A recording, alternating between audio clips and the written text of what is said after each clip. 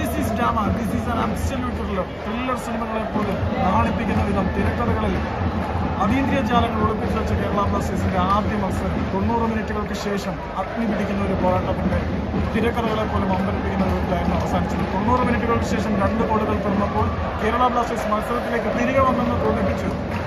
Olympus പർവ്വതത്തിൽ നിന്നുള്ള Greek ദേവൻ കേരള ബ്ലാസ്റ്റേഴ്സിന്റെ പടികട നകർന്നു പോയപ്പോൾ കേരള ബ്ലാസ്റ്റേഴ്സിന്റെ രക്ഷകനായ ഗാൽഗുട്ട മലയ്ക്ക് പിന്നരകളിൽ ഗാൽഗുട്ട മലയിൽ നിന്ന് 3-ാം ദിവസം പ്രതീക്ഷയുടെ വാഹകനായി അവതരിച്ച ജീസസ് ജിമിൻസിനെ പോലെ കേരള ബ്ലാസ്റ്റേഴ്സിന്റെ സ്വന്തം ജീസസ് 93-ാമത്തെ മിനിറ്റിൽ ബ്ലാസ്റ്റേഴ്സിന് വേണ്ടി ഗോൾ നേടി സമനിലയുമായി.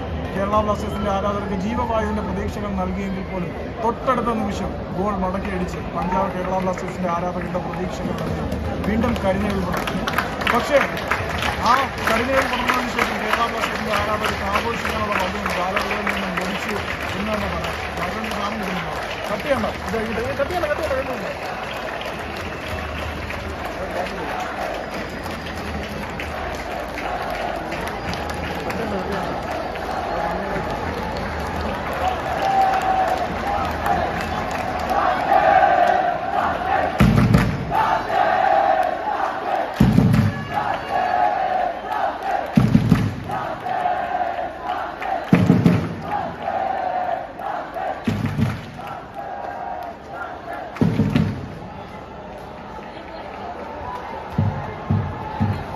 കളിക്കളത്തിലെ കണക്കുകളിൽ തോറ്റുപോയേക്കാം, പക്ഷേ പോരാട്ട വീര്യത്തിൽ ബ്ലാസ്റ്റേഴ്സും ആരാധകരും ഒരു തരി പോലും പിന്നിലേക്ക് പോകില്ല എന്നതിന്റെ നേർസാക്ഷ്യമാണ് നിങ്ങളിവിടെ കണ്ടത്.